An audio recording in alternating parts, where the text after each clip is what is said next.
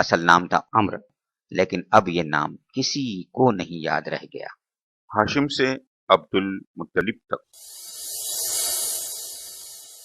ایک سال ہاشم تجارت کے لیے شام گئے، ساتھ میں تاجروں کا پورا قافلہ تھا۔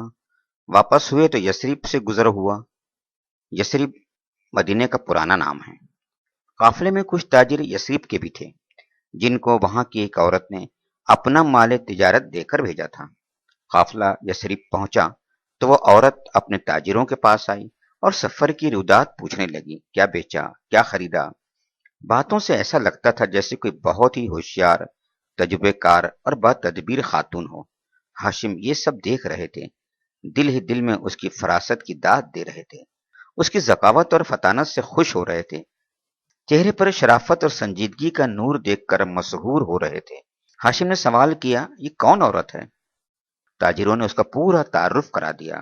یہ سلمہ ہے، باپ کا نام عمرو ہے، خزرج کا ایک خاندان ہے بنی نجار، یہ اسی خاندان سے ہے۔ ہاشم نے پوچھا، کیا یہ شادی شدہ ہے؟ جواب ملا، نہیں، البتہ یہ اپنے یہاں کی بہت معزز خاتون ہے، چاہتی ہے کوئی ایسا شوہر ہو جو اس کی آزادی سلب نہ کرے، اپنی آزادی کو مجروح کرنا اسے گوارا نہیں۔ ہاشم نے کہا، پوچھو، کیا وہ مجھے پسند کرے گی؟ پوچھا گیا تو وہ تیار ہو گئی۔ وہ ہاشم کو اچھی طرح جانتی تھی، اسے معلوم تھا قوم میں ان کا کیا مقام ہے، چنانچہ ہاشم سے اس کی شادی ہو گئی۔ وہ اسے لے کر مکہ چلے آئے، وہاں کافی دنوں ساتھ رہے، پھر وہ یثرب لوٹ آئی۔ وہاں ایک لڑکا ہوا جس کا نام اس نے شیبہ رکھا۔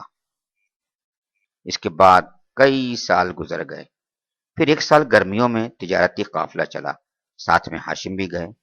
شام میں ایک مقام ہے غزہ، جو کہ آج فلسطین کا حصہ ہے، وہاں پہنچ کر انتقال کر گئے۔ اب سارے عہدے مطلب کے ہاتھ میں آ گئے کہ یہ ان کے بھائی تھے۔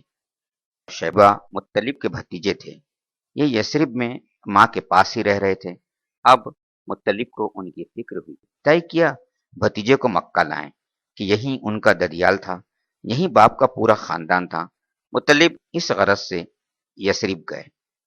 بھابی سلمہ سے ملاقات ہوئی، بولے، میرا بھتیجا بڑا ہو چکا ہے، ہاتھ پیر مضبوط ہو چکے ہیں، چاہتا ہوں اب اسے اپنے یہاں لے جاؤں۔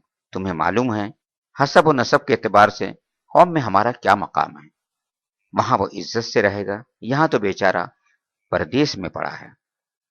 سلمہ نے کہا، اس کی جدائی میرے لیے موت ہے، لیکن یہ بھی پسند نہیں کہ وہ اپنے بزرگوں سے جدا رہے۔ ذرا پوچھئے، دیکھیے اس کی کیا خواہش ہے۔ مطلب نے نہایت پیار سے بھتیجے کو مخاطب کیا، کہو میرے دلارے، کیا خیال ہے، میرے ساتھ اپنے وطن چل رہے ہو؟ بھتیجے نے نہایت معصومیت سے جواب دیا، یہ تو امی بتائیں گی، جب تک امی جان کی اجازت نہ ہو میں کہیں نہیں جانے کا۔ سلمہ نے مطلب کا اصرار دیکھا تو تیار ہو گئی، کلیجے پر پتھر رکھ کر اجازت دی۔ مطلب 3 دن وہاں مہمان رہے۔ چوتھے دن شیبہ کو ساتھ لے کر مکہ روانہ ہوئے۔ اس وقت شیبہ کی عمر 8 برس تھی، دونوں ایک ہی اونٹ پر سوار تھے، مطلب آگے اور شیبہ پیچھے۔ مکہ میں داخل ہوئے تو لوگوں کو گمان ہوا یہ مطلب کا غلام ہے، کہیں باہر سے لے کر آ رہے ہیں۔ دیکھتے ہی شور مچایا، مطلب غلام لائے، کیا تم نے مطلب کا غلام دیکھا؟ دیکھو یہ ہے عبد المطلب۔ مطلب نے اس طرح کی آوازیں سنی تو سخت برہم ہوئے۔ اہل قریش سے کہا، اہل قریش تم بھی عجیب لوگ ہو، یہ تو میرا بھتیجا ہے، بڑے بھائی ہاشم کا بیٹا، یثرب میں تھا وہاں سے لے کر آ رہا ہوں، لیکن یہ نیا نام جو بے ساختہ زبانوں پر آ گیا، اصل نام پر غالب آ گیا۔ ماں نے ان کا نام شیبہ رکھا تھا اور وہ اسی نام سے پکارے جاتے، لیکن اب اصل نام کسی کو یاد نہ رہا اور اسی وقت سے وہ عبد المطلب ہو گئے۔